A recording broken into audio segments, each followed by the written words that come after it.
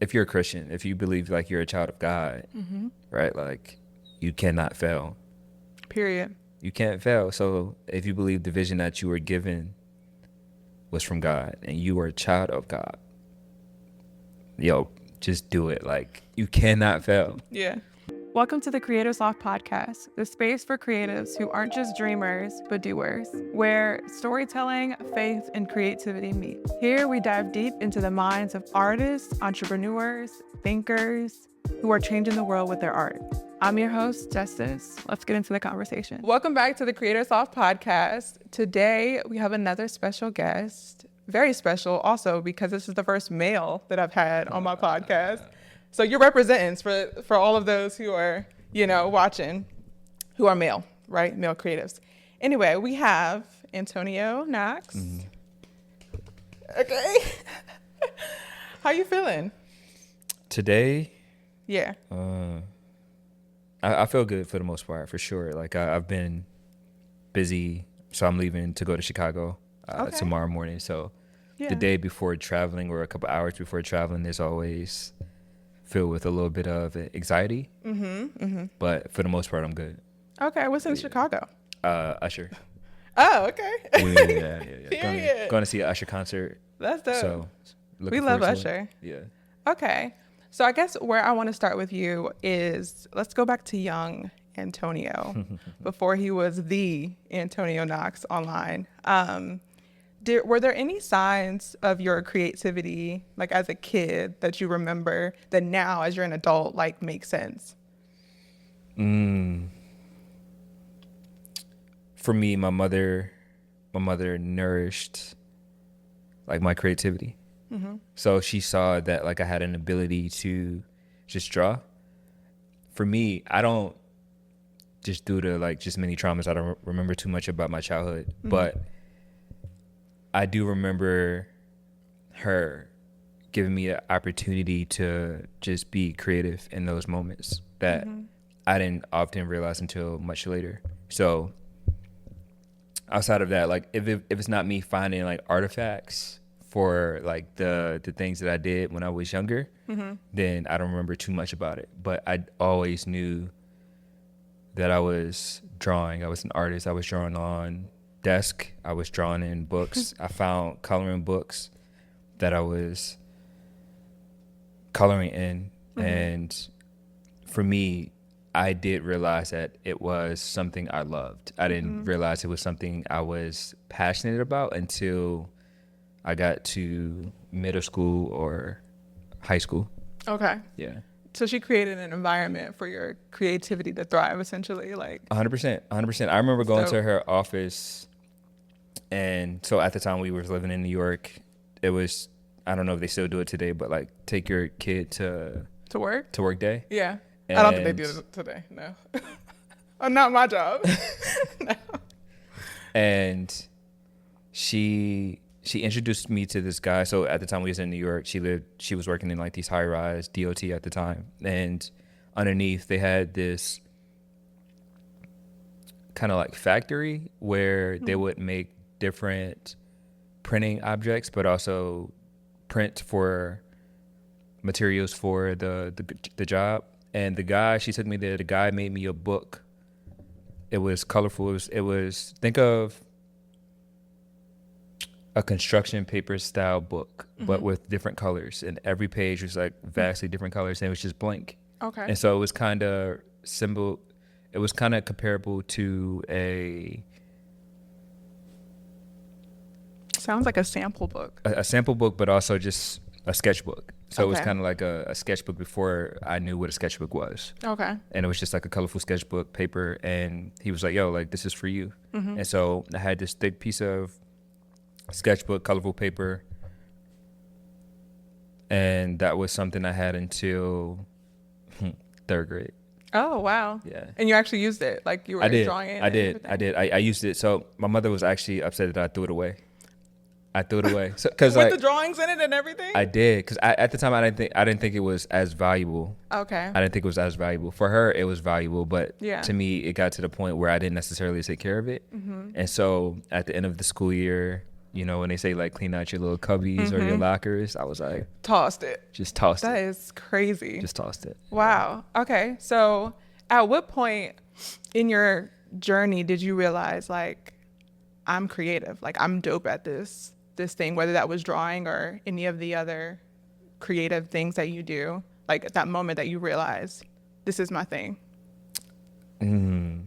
I think once I got out of high school, to be honest, once I got out of high school, because in high school I didn't think I was the best. I thought there were other creatives who were like way better than me. Yeah. And I'm not the type to get jealous if I see something that I desire that someone has or who someone is better than me. I always say that I'm going to get better. Okay. And so I just use those times to get better. And so when I got out of high school,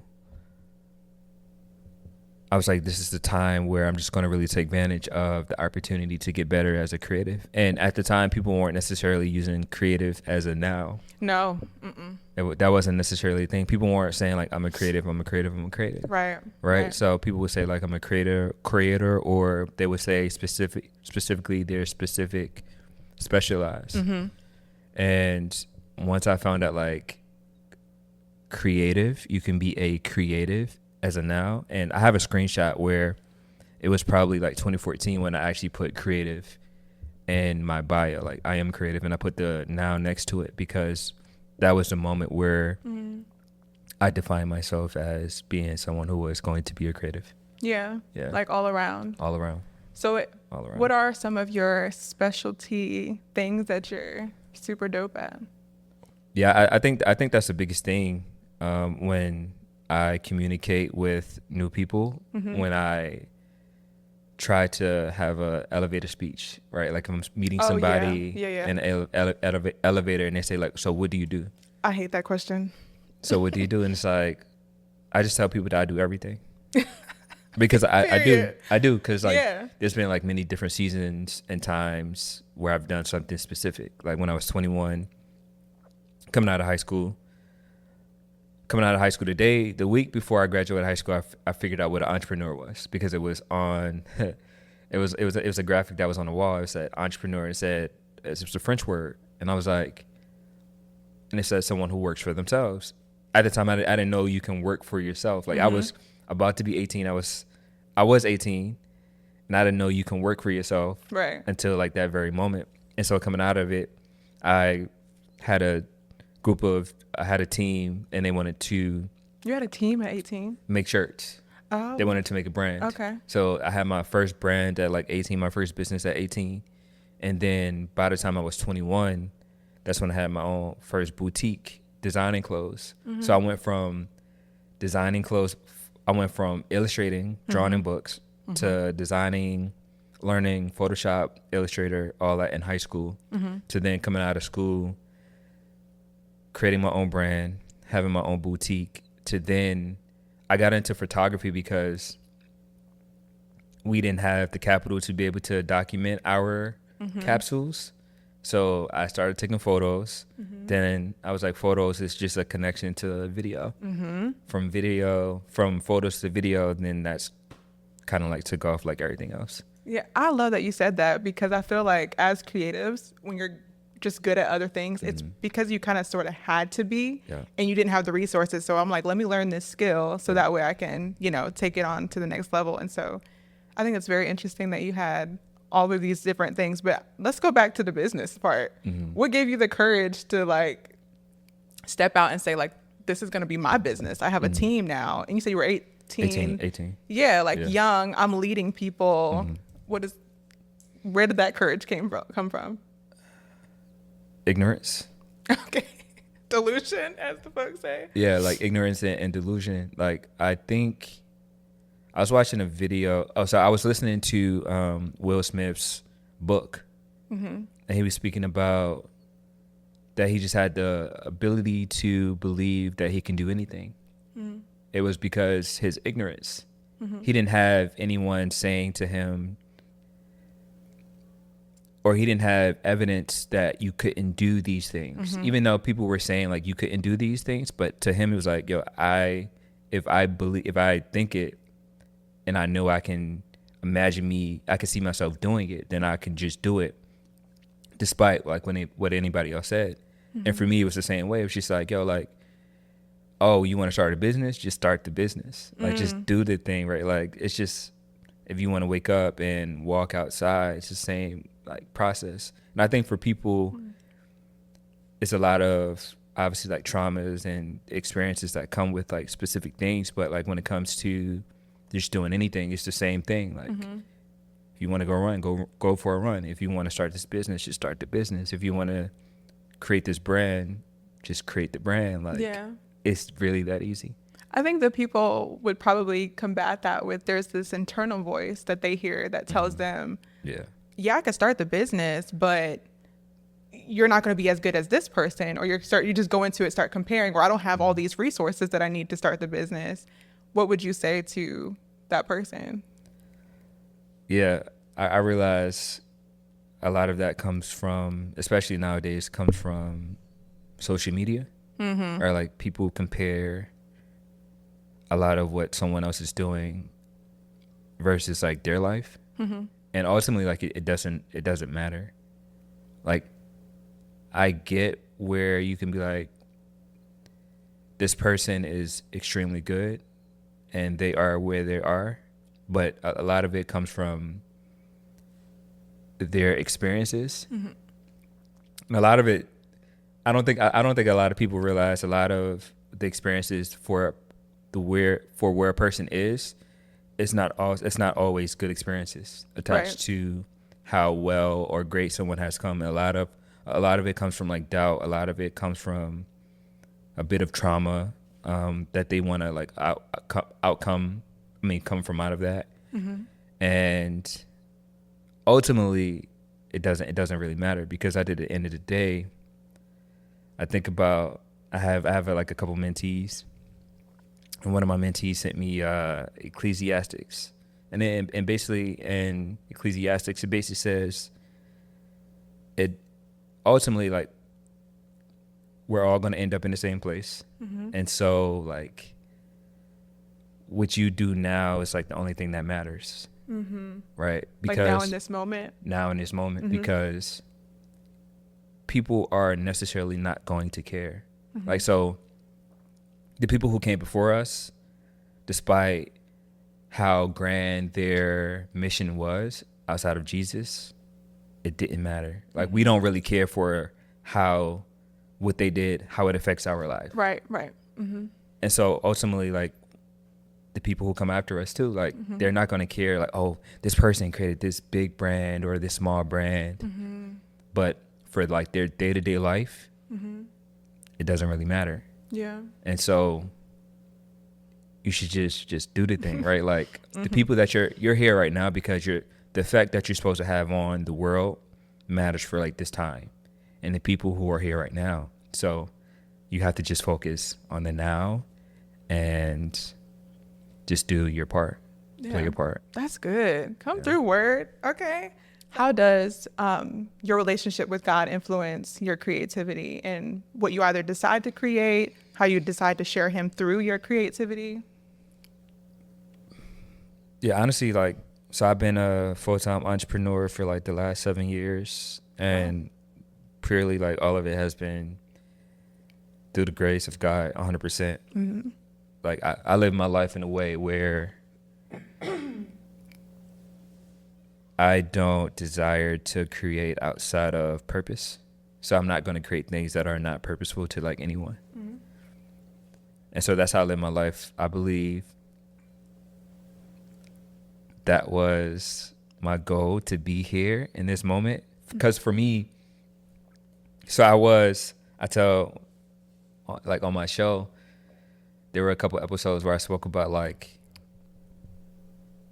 how I didn't think I was supposed to be here because I wasn't necessarily planned. Like, my mother and my father wasn't together in this instance of marriage. They were together like in a relationship, but they were just two ordinary people just having sex one day, and just I was the result of that. Right? So with me not me with me believing that I wasn't initially supposed to be here because I wasn't planned.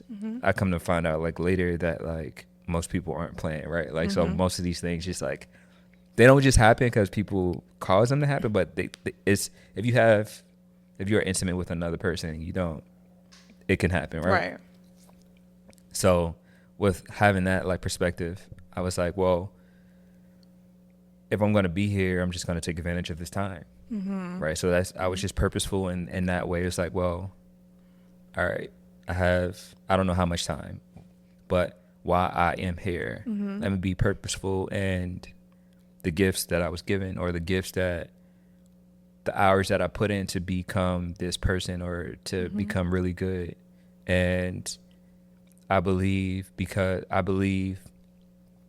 that like I move with purpose and intention, and try to do well by people. I'm human. Yeah. Also, but like I try to do well. I treat others how I want to be treated. Right. And so I think in many ways I don't want to say rewarded for like how I treat people or just how I move, but it's a lot of grace and how the things that come to me and how I treat people, and everything I do, like I said, is to be purposeful. Yeah. In that. And so, yeah. That's good. Yeah. So like when it comes to purpose, do you feel like you have that fully fleshed out and defined in your life of what purpose looks like to you? As far as like what I'm supposed to be doing here on Earth? Yeah. I believe many things, but I think for creatives, or just me in particular, or just people, like I believe you have like many purposes. Okay. Right. Like, so you have a purpose for your parents, right? Like you have a purpose for like your friends. You have a purpose for just many different things. And I'm not necessarily sure what the grand purpose is for me. I know I love to create, and I know I love to be purposeful in what I create and the messages that I give people. But I'm not necessarily sure if that's my intended purpose, right? Because I think humans, our purpose is to care for one another. Like, and so I can't say like my purpose here was just to create art, right? Without, because I'm human too, right? So my also purpose is to take care of people, serve people. So I can necessarily say like, oh, my grand purpose is to create this one song, right? Like, so I don't know. I used to think, oh yeah, like I'm a creative, so like that's my purpose. That's my purpose. Yeah. It's so much grander than that. It's so much bigger than that. I learned that too.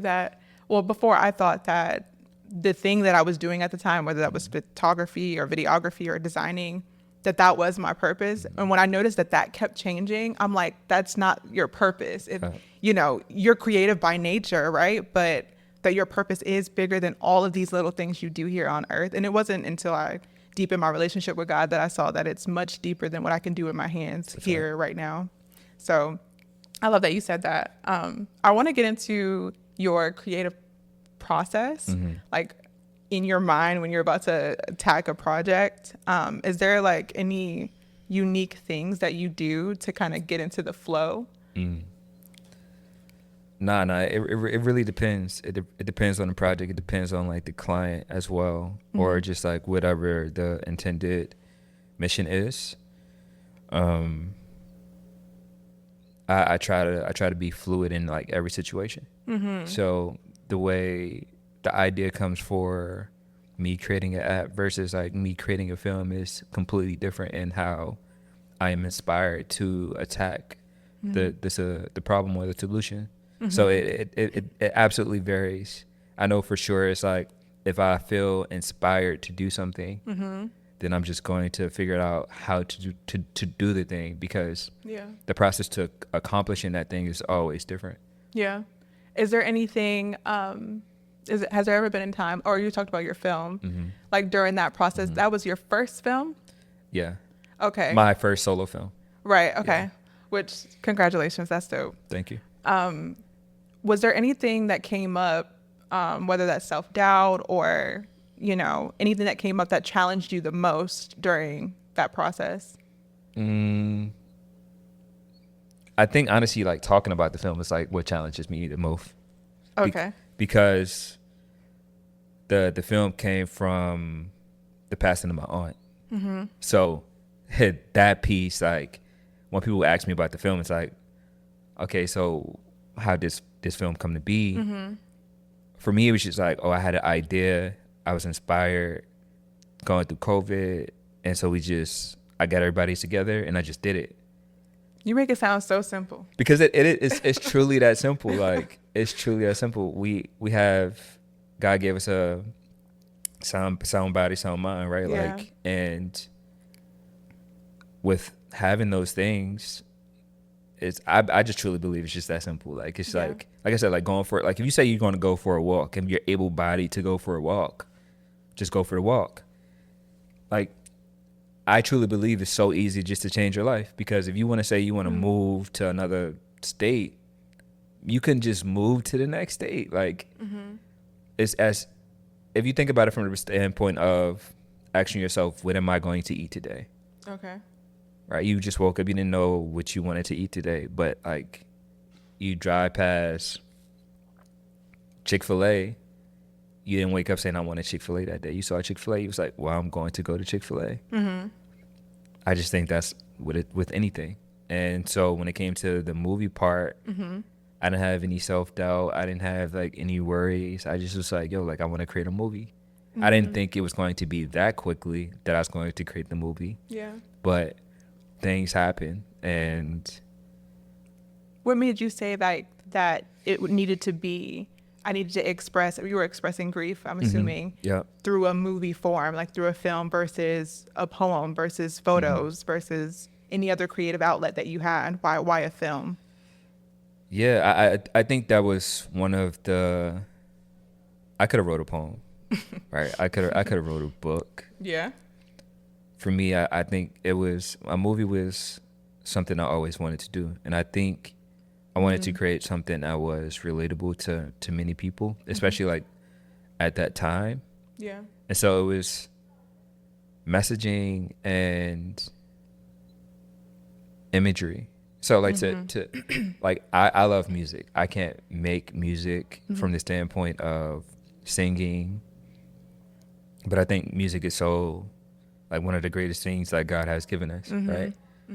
But to be able to combine pictures, moving pictures, and music and script writing or poetry, like all into like one medium. Yeah. I think film was like the best thing, especially to be able to capture a time, but also to bring people together to be able to have that same experience. Yeah. I think that film was the best way to go about it. Yeah. I love that you said that too, because what I've noticed about like my personal study of film is you're getting all of these creative outlets or creative skills coming together to create this one thing.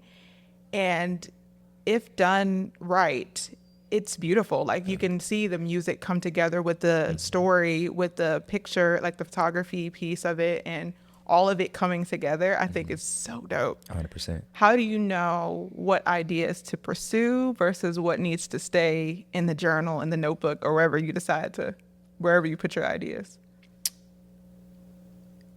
I pursue everything. Okay. I pursue everything because you know what they say? They say the graveyard is like the most rich place or whatever that quote is, right? Like because people have had so many ideas that they just allowed to die within them. And for me, I just never wanted to have that. Like I wanted to, you know what they say, like leave empty. Yeah. And in perspective, for me, I wanted to like leave empty from a creative standpoint. Yeah. Or idea standpoint. So, and you just never know like which idea is going to like change your life. Right.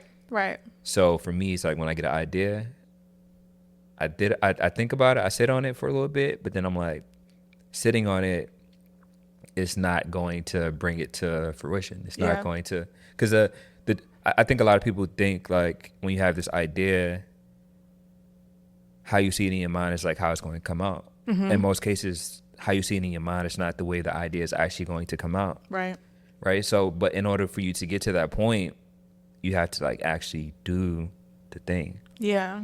And so once I get an idea, I'm like, oh, this is fire. Let me just go ahead and do it. And I'm telling you, it's just that easy. Yeah, no, I do the same. I pursue all of my ideas, but then along the way is when I start to talk myself out of the idea, especially if it's not, like you said, looking like what it looked like up here. Then I'm like, all right, now I need to reevaluate. I'm overthinking. I'm questioning everything because it's not looking like how I initially sought out for it to be.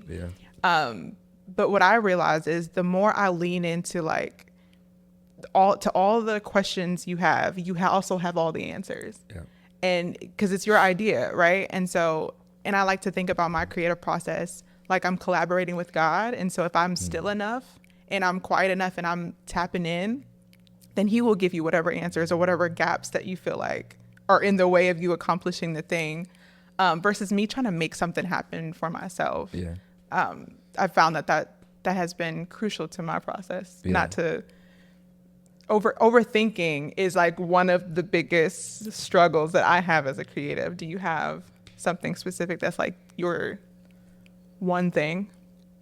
So I used to, so like some of my ideas I did think were potentially too grand. Okay. But I realized, and there was also a moment that I thought I was also like born in the wrong time too. Interesting. But I realized like if you have an idea and you believe God has given you the idea, then he will help you see it through. Especially like if you have the faith to be able to pursue it. And so there was like a couple ideas that like I was like, man, like this idea would take like a very long time for me to accomplish. Had I not known the technology that was going to be created by someone else during this time was going to allow me to execute the idea in the span of what I thought the idea would take years. Now it's just taking days. Wow. For me to like do the idea. And so that just like completely changed my perspective of how grand I thought like ideas would be and the pursuit of just anything that comes to my mind. Because I also tell people ideas are like butterflies. Okay. If you don't do the idea is going to fly to somebody else. Because we've all had the moment. I haven't had the moment, but people have had the moment where they would be like, oh, I had that same idea. Yeah. That idea is supposed to be in the world. Yes, and right. There you go. if God has given you the idea and you didn't do anything with it, he gonna find somebody else. Quick, okay? Yeah. He gonna find somebody else to do it. So if the idea came to you, then you have an opportunity to pursue the idea and make the idea yours. Yeah. But if you don't, then it's gonna go somewhere else. And so just whatever the idea is, whatever the vision is, I just do it. Yeah. And submitting to the process of it too, because like you said, the timeline, that'll scare people away. If they think it's too big or it's going to take too long, I don't have all that time. I don't want to take that much time, so I don't want to do it. And they'll leave those ideas on the table because they've already chalked it up to it's going to take years to pursue this thing. Versus just saying, listen, I don't really care how long it takes, or it could be shorter if I just pursue the thing and see what happens. I think that takes courage too, to do that. I tell people just put your head down because the time is going to go by. Anyway. The time is going to, yes, the time is going to go back anyway. But like also, if you compare it to like the Bible, right? And so I wasn't raised in the church. I didn't get to the church till I was like much older. And who was the guy that who created the ark? Was it Noah? It was Noah, right? Yeah. So Noah, but like when you read the Bible, he didn't build the ark in like a day. Right. It was like nearly like 100 years. It's a while, yeah. To take him to build that ark. So it's like, yo, like, and it wasn't raining like it didn't rain that whole time. So if Noah can like build this ark in 100 years and not see what some church people say the promise, right? Like it's going to take some time for you to build that idea. So you just, if God gave you the vision, if you believe God gave you the vision and the idea, Right. just do the work, put your head down, and that rain going to come. Yeah. That flood going to come. And you're going to be ready. You got to be ready for that. Yeah. Yeah. If you're enjoying this episode so far, consider subscribing to the channel and leaving us a review so more creatives like you find the show. Thanks for your support. Let's get back to the episode. So has there been a piece of work that you've done or created that you were the most proud of? Most proud of? I don't think I created it yet, to be honest. Okay. And honestly, like when I create the work, I don't think it belongs to me. So I don't necessarily have attachments to it once it's out in the world. So it's like, for me, the moments that I enjoy is the creating. The process. The process. Yeah. Right? Because in that process, I'm also getting better, which I like constantly strive to. So once the work is out there, I don't necessarily have as much attachment to it because I don't believe it's for me. Like, Yeah. I don't believe our lives are only for ourselves, right? Because if you look at it, something can happen to you and other people be affected by it. Like the choices that you make affect other people. And when it comes to like my work, I create it, yes, but people are affected by the work. So like the perspective that someone else has about the work, I don't necessarily have the same perspective of it either. I don't have that same perspective. So I just do the work. And so I don't necessarily have an attachment to the work or the finished product. Right. I have attachment to the process. Has it always been work. that? Or this is like as you developed and matured more into your creativity? Because I admire that you don't have this attachment to it. I feel like I'm working on, once it's released, like you're actually releasing it and you're releasing whatever opinions come with it, whether it's success in the audience's eyes, you just fully, this is yours to have. Like I'm in service to you. Yeah. Right? Yeah. No, but I think as I gotten older, I've tried to become egoless because I think attaching yourself to the work is a bit of ego because you could be like, yo, I'm the person who created this. That's ego, bro. Like, yeah. And so I just try to take my ego away from that attachment because even I think about it from like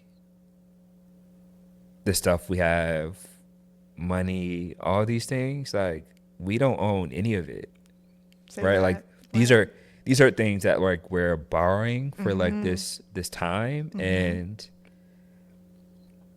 just for me to just have that attachment to that thing. Yeah.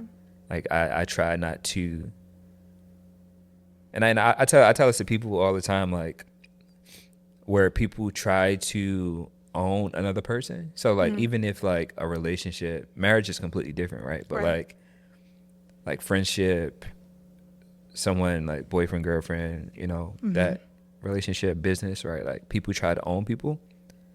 Yo, like you don't own you don't own that person. That person right? does not belong to you.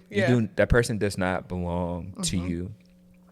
Where you're just experiencing, that person is allowing you to have time with them. Right. Which is like, I believe it's the most valuable thing.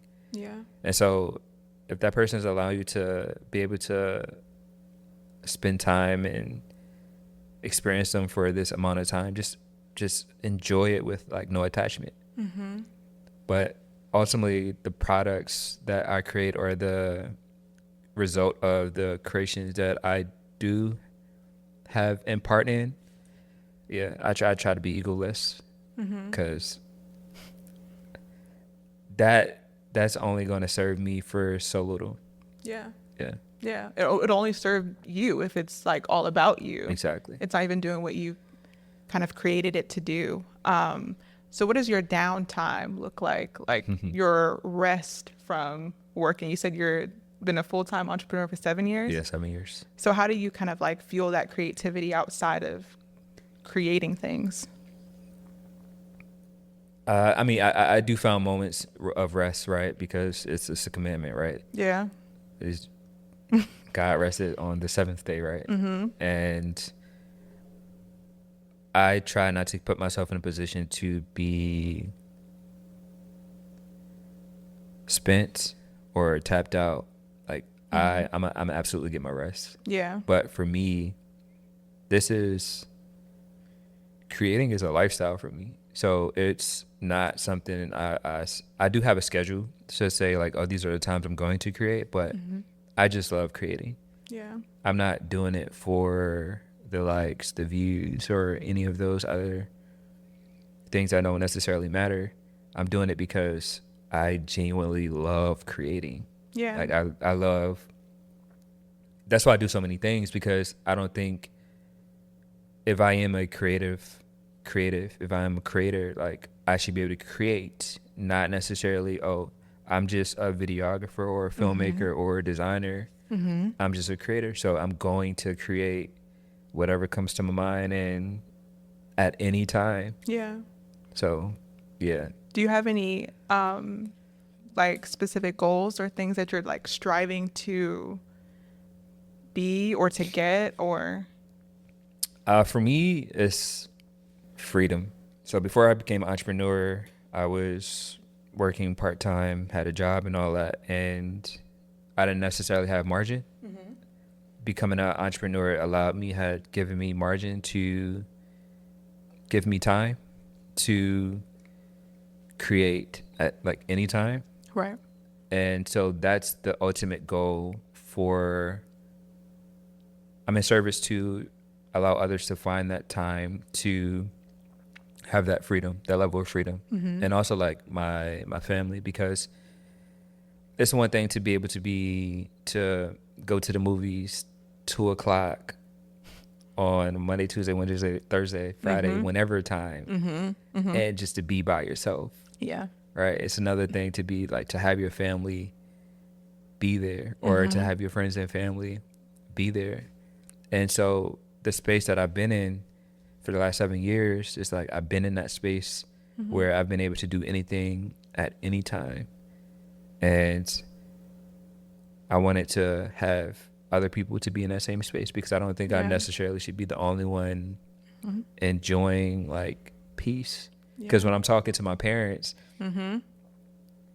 they love what I do. Like, obviously I came from them, right? But it's like, it's also, oh, I hate my job. Like, I want to like retire.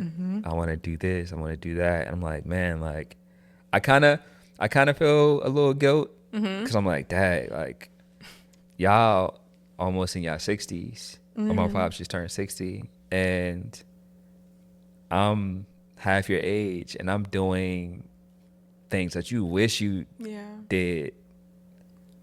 And you're trying to get to your 60, you're trying to get to your retirement age to do it. And I'm in my 30s doing it. And it's like, dang, I've been doing this for 7 years. Yep. I've been, actually in my 20s. So I've been doing this since I was 20 something. And y'all trying to get to 65 to get to that point. I'm like, dang, I feel kind of a little guilt. Like, dang, like you at work and I'm at the movies right now. Like, yeah.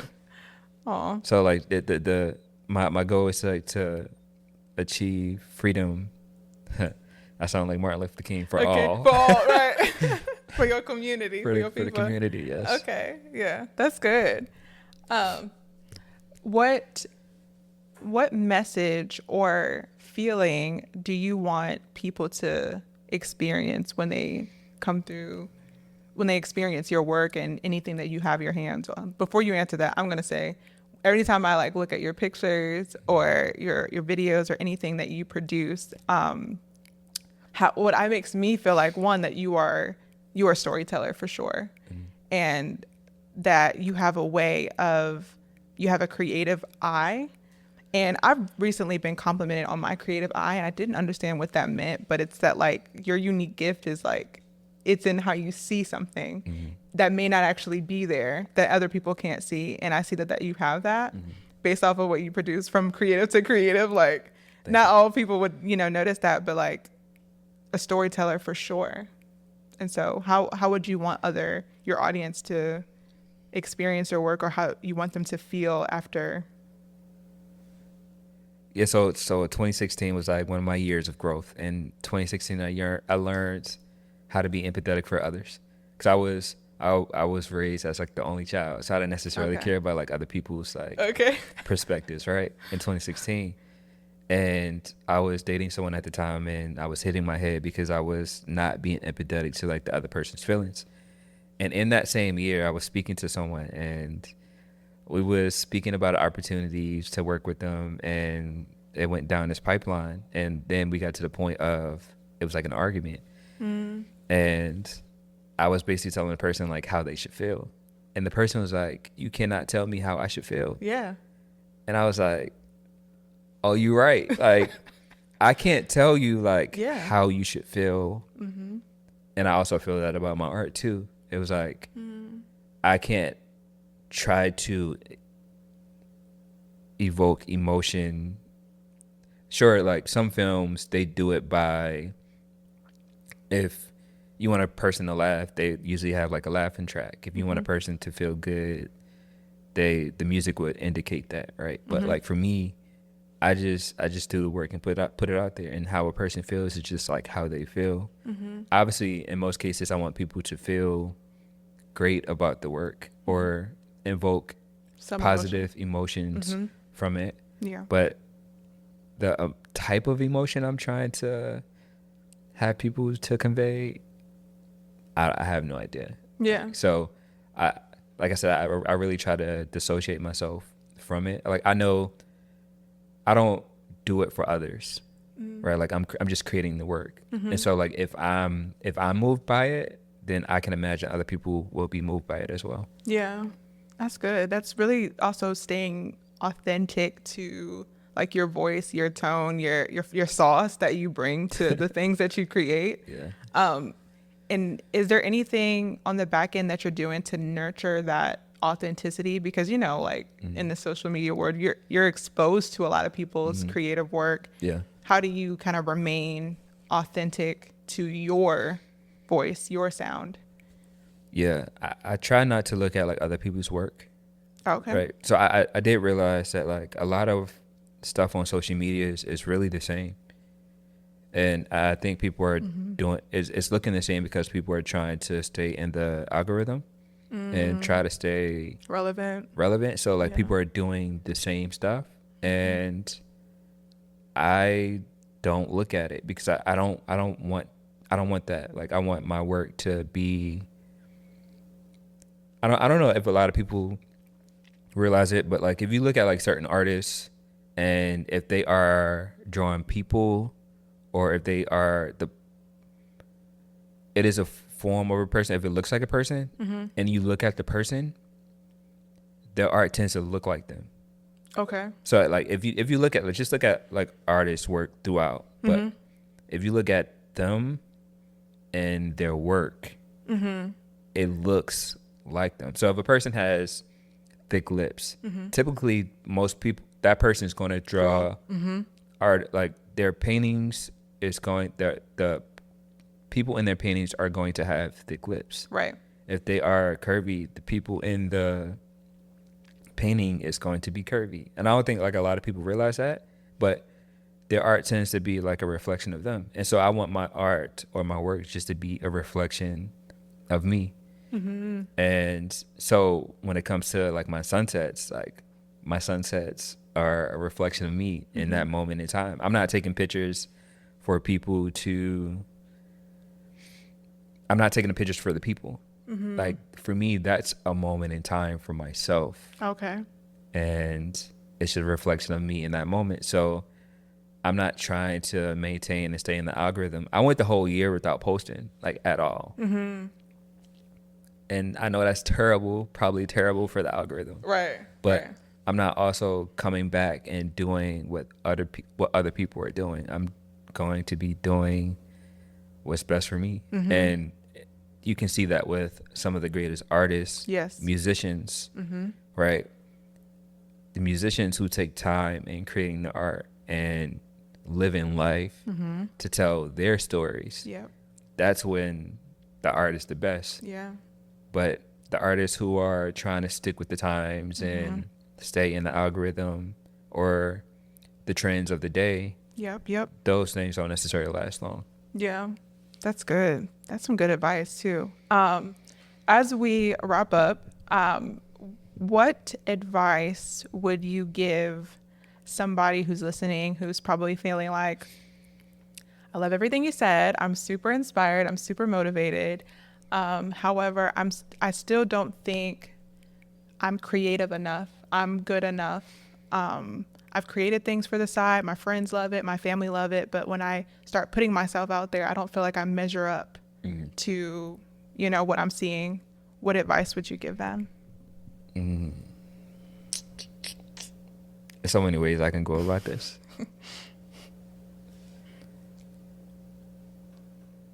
I'm probably gonna go the opposite of like what I usually do. Okay. So a lot of people don't know about me that like I used to be controversial. Okay. Right, like, and I really like toned that down because being controversial is not a benefit of you or like the relationships that you can have with people. But I do realize inspiration like only lasts for so long. Right, like you can have a conversation with somebody, but yo, like you are the best person in the world. You have the capabilities to do these things. But if the person in themselves still don't believe that, then it's relatively pointless. And so it's a mentality thing. You have to work on your mentality. You have to develop the belief in yourself. And so like if you don't work on that first, then anything that I could potentially say is not going to matter. Like you're gonna be listening to this or watching the video and like, I'm inspired. But then when life happens, and life does happen, Okay. you're gonna be like, I don't really care about that. Like life is happening. Right. So you have to build the foundation of seeing yourself as someone who is capable to doing the things. And the other coin is like, if you're a Christian, if you believe like you're a child of God, right? Like you cannot fail. Period. You can't fail. So if you believe the vision that you were given was from God and you are a child of God, yo, just do it. Like you cannot fail. Yeah. You cannot fail. So yeah, I didn't want to be too controversial, but like, No, yeah, that's like great advice. I believe it's like, it's a realistic advice because I've had conversations with people like all over the years, and some people took the advice, some people didn't. And it was really, the foundation was if they saw themselves as the person who could do the thing that they wanted to do. And That so mindset. Yeah, that's it. good. Thank you. Tell the people where they can find you online and see these beautiful sunset photos that you take. I mean, as of now, obviously like Instagram, but I'm not really on it. I'm on Instagram, but I'm not on Instagram. But that's probably like the best place to find me. Antonio Knoxx, 2 X's. Yeah. That's the best place? Okay. Yeah.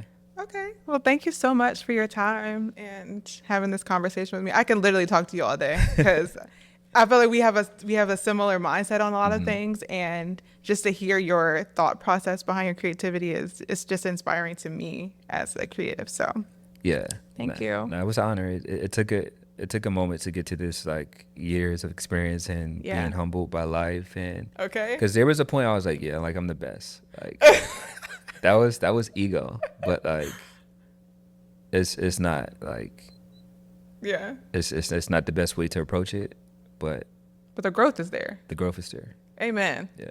Thanks for tuning into the Creators Loft podcast. If you enjoyed today's conversation, consider subscribing to the channel or leaving us a review. Your support helps me reach more creatives like you.